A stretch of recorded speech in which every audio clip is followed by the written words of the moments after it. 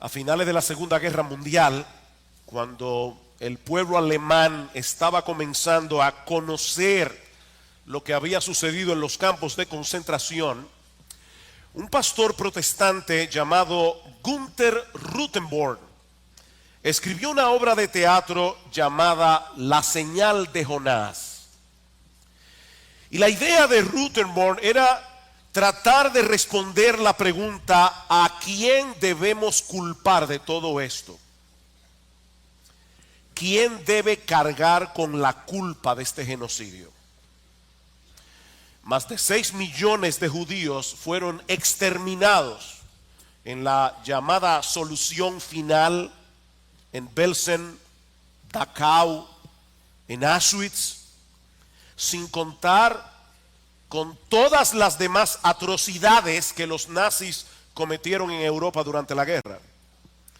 Y aunque muchos alemanes se sentían consternados con las historias que estaban saliendo a la luz pública, a título personal nadie se sentía culpable.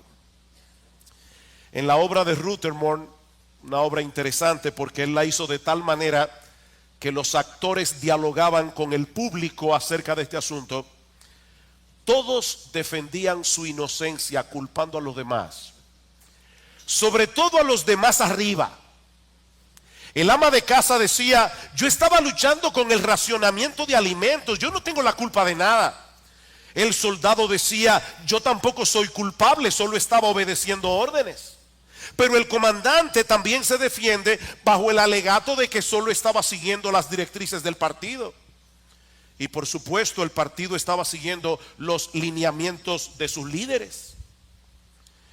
Pero a medida que van subiendo en el escalafón de autoridad, finalmente un hombre se pone en pie y declara que la culpa en realidad se encuentra más allá del ejército, más allá del partido, incluso más allá del mismo Hitler.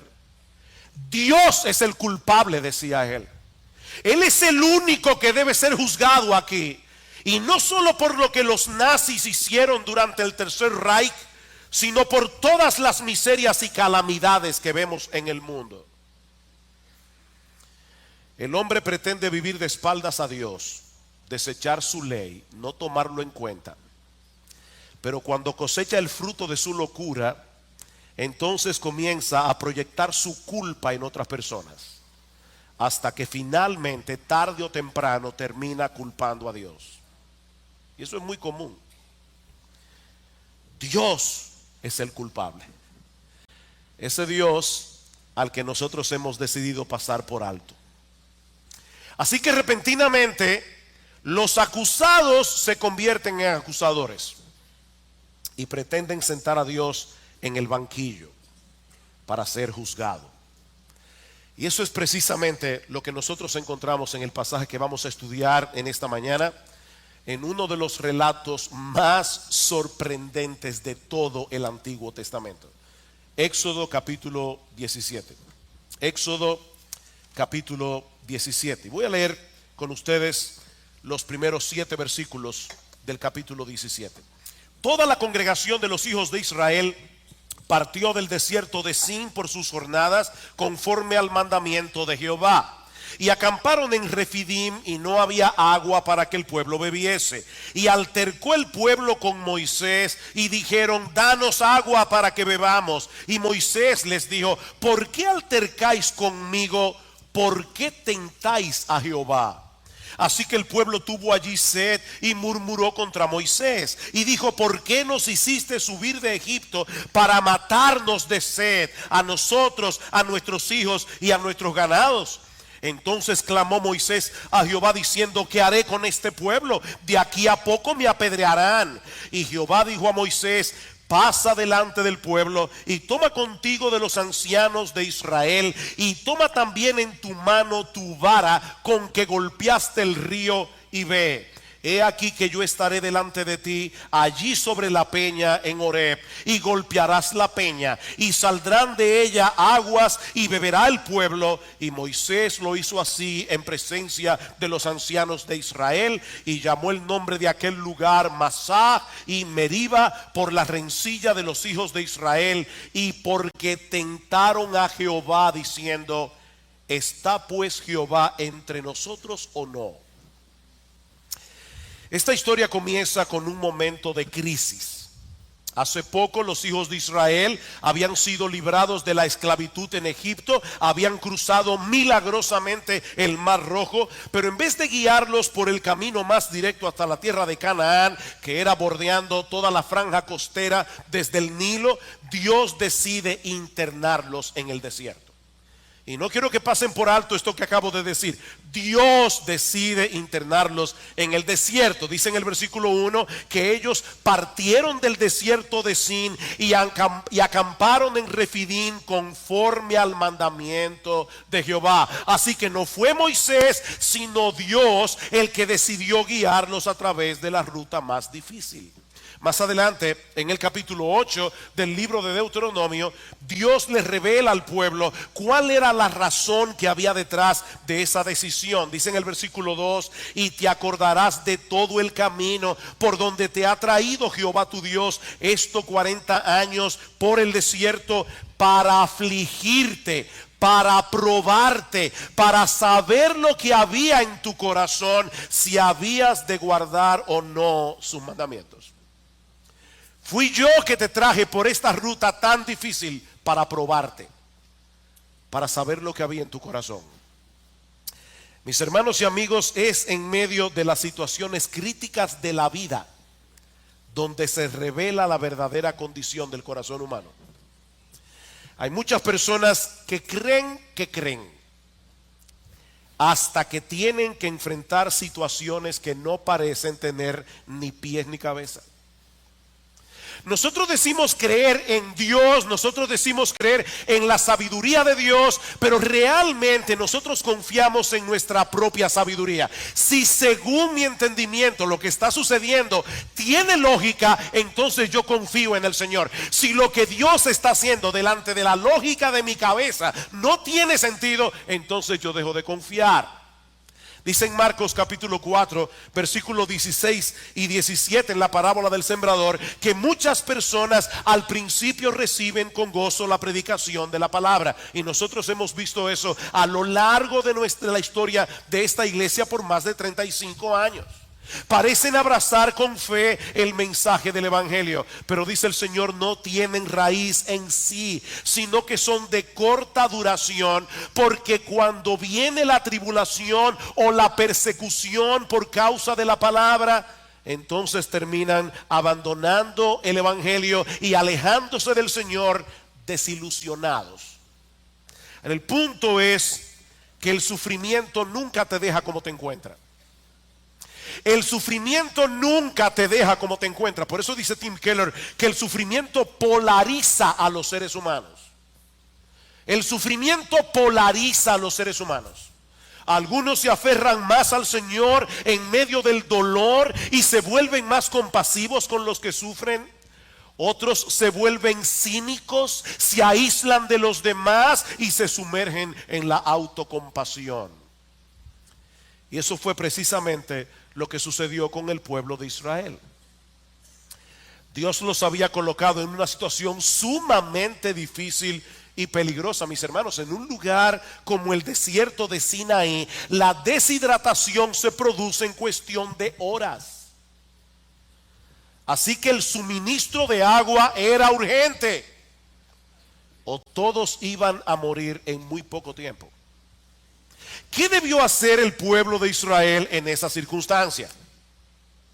Confiar en el poder y la bondad del Señor y clamar a Él por ayuda. No olviden, mis hermanos, que unas semanas atrás Dios los había liberado del ejército de Faraón, abriendo las aguas del Mar Rojo. Y aún en el capítulo anterior del libro de Éxodo, Dios había comenzado a alimentarlos enviándoles maná del cielo.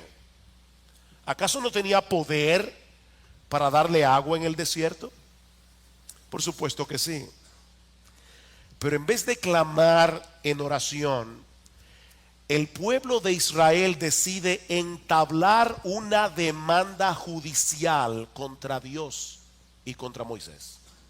Versículo 2. Y altercó el pueblo con Moisés. Lamentablemente esta palabra que Reina Valera traduce como altercar tiene una connotación más fuerte en el idioma hebreo. Esta palabra aparece en otros pasajes del Antiguo Testamento para señalar un reclamo o demanda judicial, un litigio. Es por eso que este lugar vino a ser conocido como Masá y Meriba, dice en el versículo 7. La palabra Masá significa poner a prueba. Ellos pusieron a prueba a Dios y lo encontraron falto. La palabra Meriba viene de la raíz hebrea rib, que significa entablar una demanda judicial, litigar. De manera que lo que está sucediendo en Éxodo 17 es mucho más que una simple queja. En ese momento el pueblo de Israel estaba entablando una demanda judicial tan seria contra Moisés que el veredicto era la pena capital. Dice en el versículo 4 que Moisés le dice a Dios: el pueblo está a punto de apedrearme. El pueblo está a punto de apedrearme. Pero Moisés sabía que a final de cuentas ese litigio no era contra él, ese litigio era contra Dios. Noten una vez más el versículo 2. Altercó el pueblo con Moisés y dijeron: danos agua para que bebamos. Y Moisés les dijo: ¿por qué altercáis conmigo? ¿Por qué tentáis a Jehová? Y luego en el versículo 7 dice que ellos tentaron a Jehová diciendo: ¿está pues Jehová entre nosotros o no? En otras palabras, Dios prometió su presencia en medio nuestro y llevarnos a una tierra que fluye leche y miel, pero en cambio nos ha traído a este desierto para matarnos de sed. Ellos estaban acusando a Dios de haber violado la promesa de su pacto. Dios es un traidor. Dios nos traicionó y nos mintió. De hecho, de haber podido apedrear a Dios ese día, el pueblo lo habría hecho. Pero como eso es imposible, ellos decidieron ejecutar a Moisés. Ejecutar a Moisés. Si todos iban a morir en pocas horas de muerte natural, Moisés debía ser el primero, y no de sed, sino ejecutado por alta traición. Ahora resulta que Dios y Moisés son acusados de genocidio. Tú nos trajiste a este desierto para matarnos de sed. Eso fue lo que el pueblo de Israel le dijo a Dios. Esta crisis no solo reveló la incredulidad de sus corazones, sino también una terrible ingratitud y una increíble insolencia. Ahora, antes de levantarnos contra el pueblo de Israel y condenarlos, ¿verdad?, por el pecado tan horrible que habían cometido contra Dios, no debemos olvidar que ese es el cuadro que Pablo nos presenta de toda la raza humana en Romanos capítulo 1. Ese es el cuadro de la raza humana. Pablo nos dice en Romanos capítulo 1 que la razón por la que todos necesitamos la salvación que el Evangelio anuncia es que Dios ha revelado su ira contra la raza humana. ¿Por qué? Dice Pablo: porque la ira de Dios se revela desde el cielo contra toda impiedad e injusticia de los hombres que detienen con injusticia la verdad. ¿Y cuál es la verdad que los hombres detienen con injusticia? Dice Pablo que Dios dejó sus huellas digitales plasmadas por toda la creación. Es obvio que este universo tan complejo no pudo hacerse por sí mismo, pero el hombre se envaneció en su razonamiento en vez de darle gloria y gracias a Dios. Profesando ser sabios se hicieron necios, dice Pablo.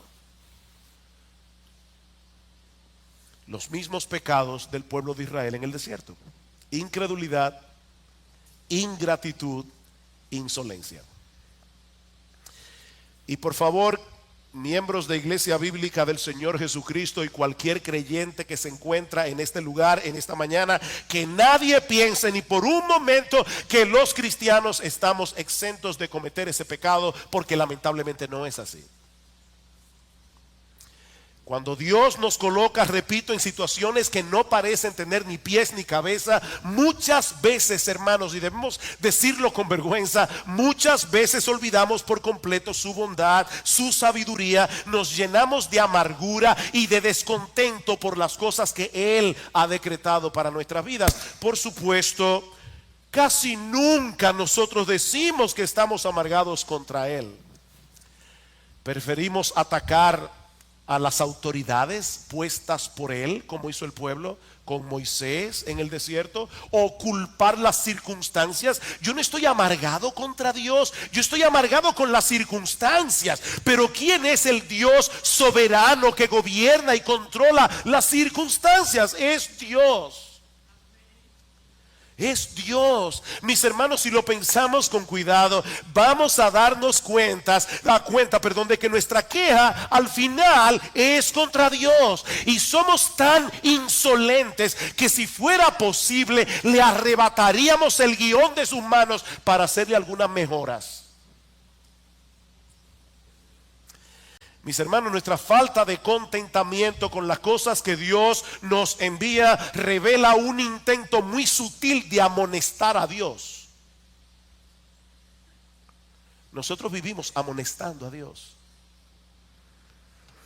Es como decirle en silencio: Señor, yo pienso que tú necesitas ayuda para aprender a gobernar el universo que creaste. Tú necesitas ayuda. O por lo menos tú necesitas ayuda para gobernar mi propia vida, porque honestamente, Señor, el plan que trazaste para mí es bastante defectuoso, por no decir desastroso. El sufrimiento polariza a los seres humanos. Y en el desierto de Sinaí, el pueblo de Israel reveló su peor cara. Por más duro que esto suene, ese día los israelitas acusaron a Dios de ser un mentiroso y de ser un genocida. Él los había sacado de la esclavitud en Egipto, haciéndole promesas falsas para luego matarlos de sed en el desierto. ¡Wow! ¡Qué insolencia! Ahora, ¿cómo reacciona Dios ante el pecado del pueblo? ¿Cómo reacciona Dios ante tanta ingratitud? Esa es la parte más increíble de esta historia. Versículo 5. Y Jehová dijo a Moisés: pasa delante del pueblo y toma contigo de los ancianos de Israel, y toma también en tu mano tu vara con que golpeaste el río, y ve. Dios le ordena a Moisés que se coloque delante del pueblo, pero no como acusado, sino como juez de la nación. Por eso le dice: lleva contigo a los ancianos de Israel. Era una corte de jueces y testigos. Dice en Deuteronomio capítulo 19 versículo 17 que los litigantes en Israel debían presentarse delante del Señor y delante de los jueces que hubiese en aquellos días. Así que este litigio entre Dios y el pueblo tenía que llevarse a cabo con todas las formalidades que requería un juicio de esta magnitud. Por otra parte, Dios le dice: Moisés, toma en tu mano la vara con la que golpeaste el río Nilo, cuando sus aguas se convirtieron en sangre. Esta vara era un símbolo de autoridad, era un símbolo de juicio. Es por eso que en los libros proféticos del Antiguo Testamento se habla de la vara de Dios ejecutando su juicio contra las naciones. De manera que lo que Dios le está pidiendo a Moisés aquí es que actúe como juez de la nación, emitiendo el veredicto y ejecutando la sentencia. Era obvio que alguien estaba a punto de ser castigado aquí. Pero oh misterio de misterios, en ese momento ocurre lo impensable. Versículo 6. He aquí que yo estaré delante de ti allí sobre la peña en Horeb, y golpearás la peña, y saldrán de ella aguas, y beberá el pueblo. Y Moisés lo hizo así en presencia de los ancianos de Israel. Esta expresión, yo estaré delante de ti, se usa frecuentemente para indicar en el Antiguo Testamento la actitud de un siervo cuando se coloca delante de su amo, delante de su señor, para recibir órdenes, para llevar a cabo lo que el amo le ordena. Es por eso que en la Biblia nunca se muestra a Dios compareciendo delante de los hombres. No, siempre son los hombres los que comparecen delante de Dios, excepto en este momento. Esa es la única vez en toda la historia de la Biblia que Dios comparece delante de los hombres. Y Dios decide colocarse sobre la roca en el monte Horeb. En el Antiguo Testamento se usa a menudo el simbolismo de la roca para referirse a Dios como aquel que trae salvación a su pueblo. Dice en Deuteronomio capítulo 32 versículo 4 que nuestro Dios es la roca cuya obra es perfecta. Y en el Salmo 18:1 el salmista se dirige a Dios como roca mía y castillo mío, mi libertador. ¿Qué es entonces lo que está sucediendo aquí? Que Dios se está colocando delante de Moisés para recibir todo el peso del castigo que su pueblo merece. Los israelitas merecen morir por su incredulidad y su insolencia, pero Dios decide asumir la culpa del pueblo para poder salvarlos sin pasar por alto su justicia. Moisés, toma tu vara, yo me colocaré en la peña y tú me golpearás a mí para que el pueblo pueda ser salvado. Ese pecado no puede quedar impune, ese pecado no puede quedar sin castigo, pero yo voy a sufrir el castigo. Y cuando Moisés golpea la roca, sale tanta agua de la peña que todo el pueblo pudo saciar su sed.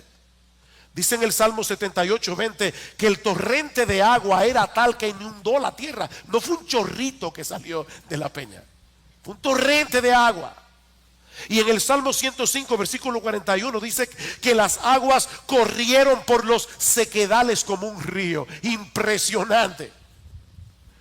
El pueblo tiene toda la culpa y Dios recibe todo el castigo que ellos merecen.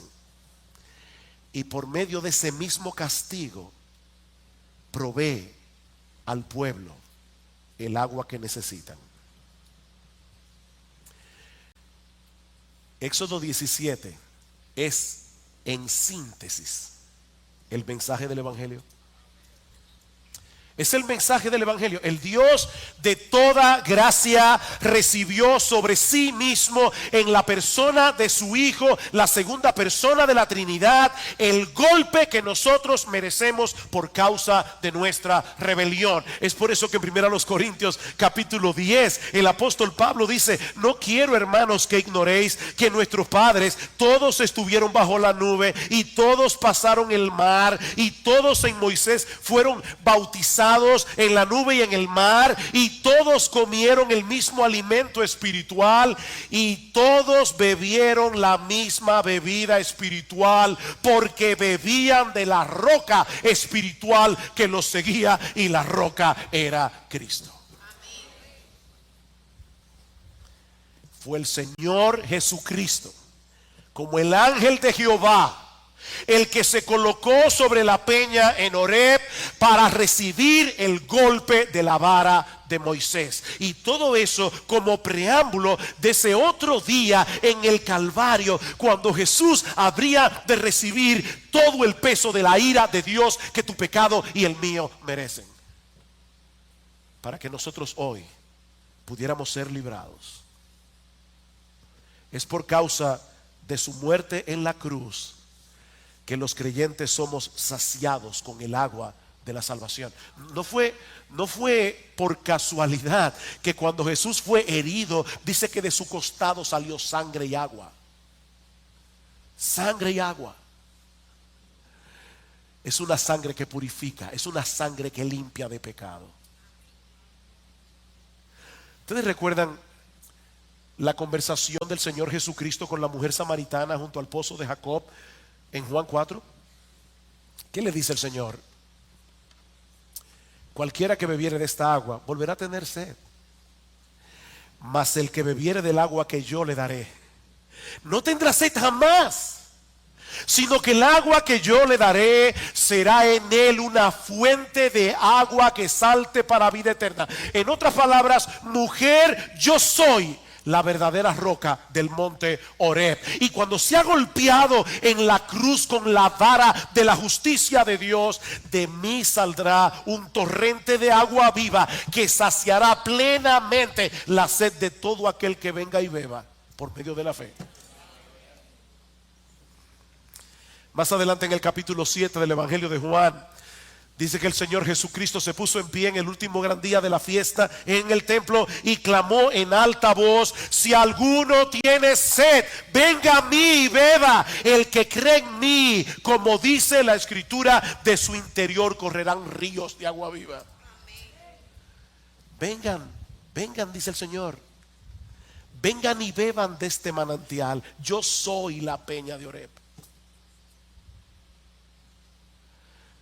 Me encanta una profecía que aparece en el capítulo 32 del profeta Isaías, escrito 700 años antes de Cristo. Allí se profetiza la venida de un gran rey. Lo sorprendente de esa profecía es que dice que ese gran rey será al mismo tiempo una roca de refugio y un manantial de agua. He aquí que para justicia reinará un rey, y será aquel varón como escondedero contra el viento y como refugio contra el turbión, como arroyos de aguas en tierra de sequedad, como sombra de gran peñasco en tierra calurosa. Cristo es la roca. Cristo es la roca. Él es esa bendita roca en la cual podemos refugiarnos y de cuyas aguas podemos beber y saciar nuestra sed perpetuamente.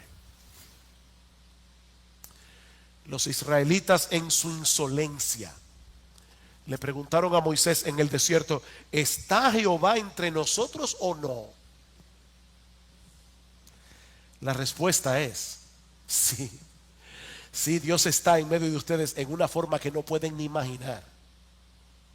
Dios no solamente está en medio de ellos, Dios está en el lugar de ellos, soportando sobre la roca el castigo que ellos merecían por su pecado y su insolencia. Esa es la gran historia que se revela a través de todas las historias de la Biblia.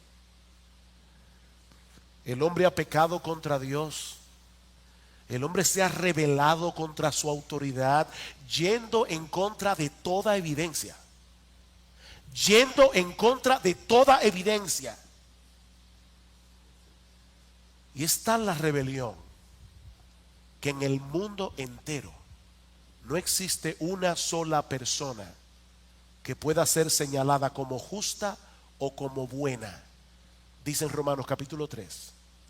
No hay justo ni aún uno. No hay quien entienda. No hay quien busque a Dios. Todos se desviaron. A una se hicieron inútiles. No hay quien haga lo bueno. No hay ni siquiera uno. Pero en vez de dejar al hombre en esa terrible condición, el Dios de toda gracia, el Dios de toda bondad, el Dios de un amor incomprensible, diseñó un plan de salvación a través del cual Él pudiera perdonar al culpable sin pasar por alto su justicia. ¿Cómo? La segunda persona de la Trinidad, Dios el Hijo, se hizo hombre para asumir nuestra culpa en la cruz del Calvario, para que todo aquel que en Él cree no se pierda, mas tenga vida eterna. Muchos años más tarde, estando a punto de entrar ya a la tierra prometida, ocurrió otro incidente similar al capítulo 17 del libro de Éxodo.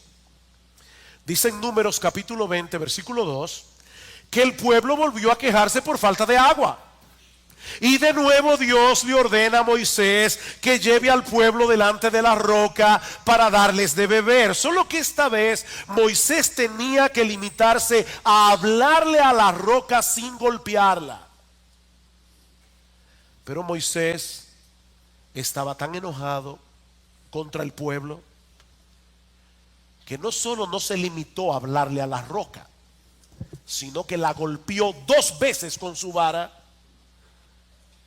Y aunque salió agua de nuevo para saciar la sed del pueblo, por causa de ese pecado no le fue permitido entrar a la tierra prometida. Y alguien pudiera pensar, ¿qué tan grave fue ese pecado de Moisés después de haber aguantado a ese pueblo casi 40 años para ser castigado de ese modo? El pecado de Moisés fue sumamente grave, porque la roca que es Cristo habría de ser golpeada una sola vez en la cruz y para siempre.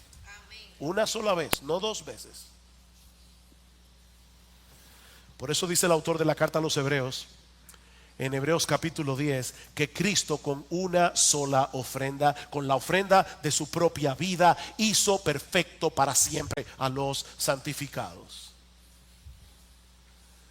En la obra de Rutherford, que citamos al principio, Dios es llevado a juicio y es condenado.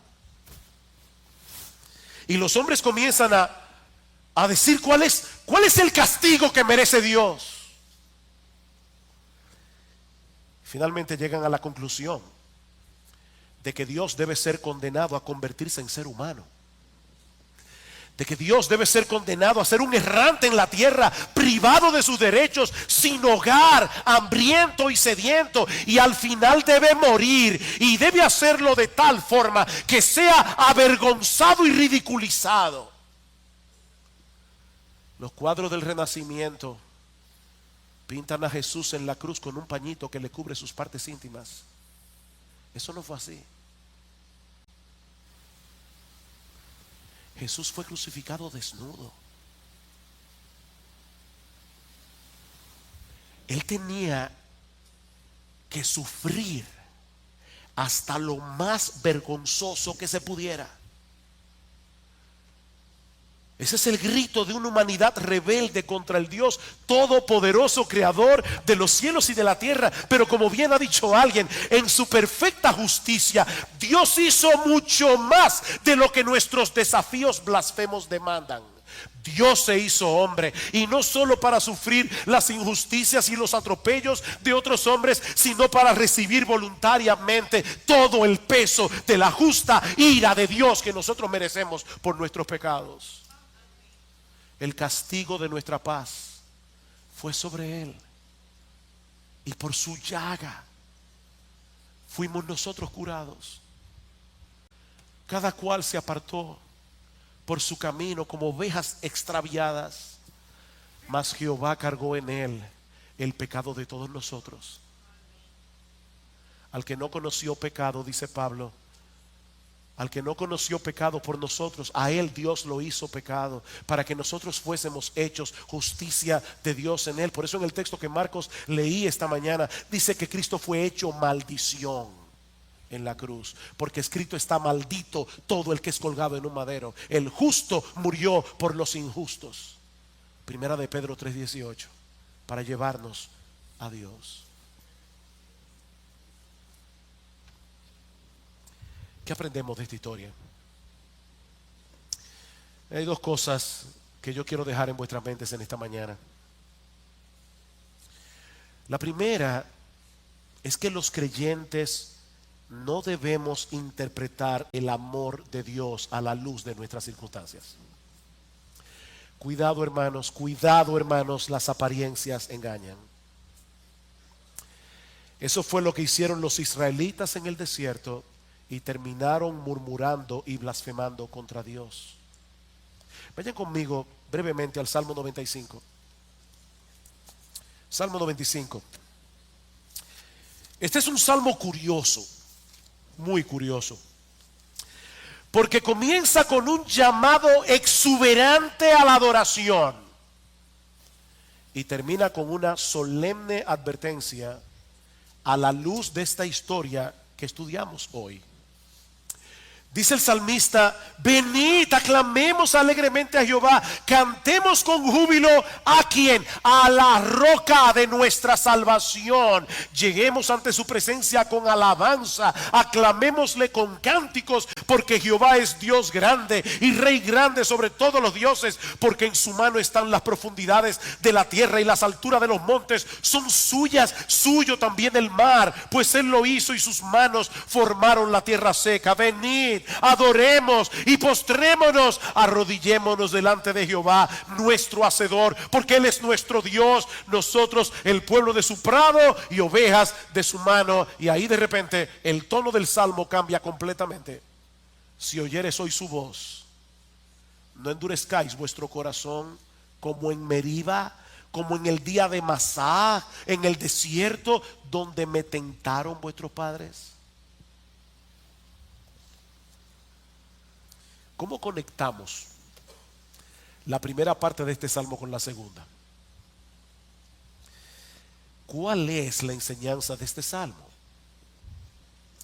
Que los que profesamos ser creyentes, ante las crisis de la vida, tenemos dos opciones: o seguimos adorando a Dios con gozo, con reverencia y con gratitud por todas las bendiciones que Él nos da sin merecerlas, únicamente por gracia, por el favor que Él derramó sobre nosotros por causa de nuestro bendito Señor y Salvador Jesucristo, comenzando con el perdón de todos nuestros pecados y el don de la vida eterna. O terminamos quejándonos contra Dios y endureciendo nuestros corazones contra Él. No hay otra opción. Mis hermanos, lo que Dios nos advierte en el Salmo 95 es que esa actitud de queja y descontento no es otra cosa que incredulidad, y puede que sea un indicio de un corazón no regenerado.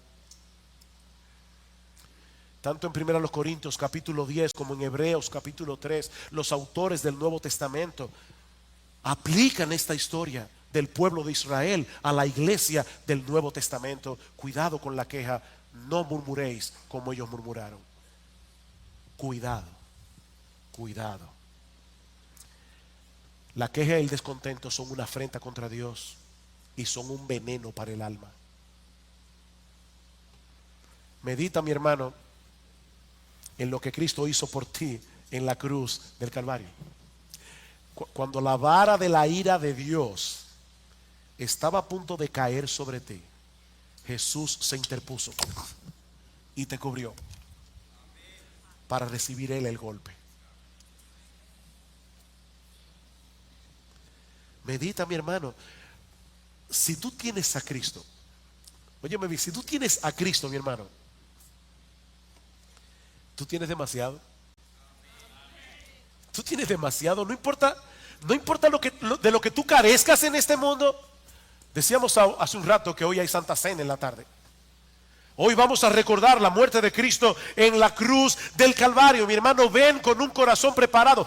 Derrama tu alma en adoración y gratitud por el abrumador e incomprensible amor con el que Dios te ha amado. Si tú tienes a Cristo, mi hermano, tienes demasiado. Pero si tú estás aquí sin Cristo en esta mañana, tú no tienes nada. Si tú estás aquí sin Cristo en esta mañana, si tú nunca has venido humillado ante Él, reconociendo tu culpabilidad, confiando únicamente en Él para el perdón de tus pecados, mi amigo, yo te suplico, yo te ruego, no te vayas de este lugar sin arreglar tus cuentas con Dios. Algún día todos nos presentaremos delante de Él para responder por nuestras acciones, y créeme, nadie saldrá absuelto, nadie saldrá bien parado en ese tribunal. Dice la Biblia que todas las cosas están desnudas y abiertas a los ojos de aquel a quien tenemos que dar cuentas. La buena noticia es que Dios mismo proveyó un medio de salvación a través de la persona de su Hijo. Él es la roca que recibe voluntariamente el castigo que nosotros merecemos por nuestros pecados, para que nosotros podamos ser salvos de pura gracia por medio de la fe. Mi amigo, no sigas deshidratando tu alma en la sequedad de este mundo, cuando Cristo te llama libremente en el Evangelio a saciar eternamente tu sed, bebiendo de esa fuente de agua de vida que brotó del Calvario. No sigas deshidratando tu alma. Ven a Cristo y ven ahora. Ven a Cristo y ven ahora, clamando por misericordia y perdón, y recibirás gratuitamente por gracia el perdón de tus pecados y el don de la vida eterna, únicamente por medio de la fe. Oh, que el Señor bendiga abundantemente su palabra en esta mañana, obrando en todos nosotros por medio de ella con el poder de su Espíritu.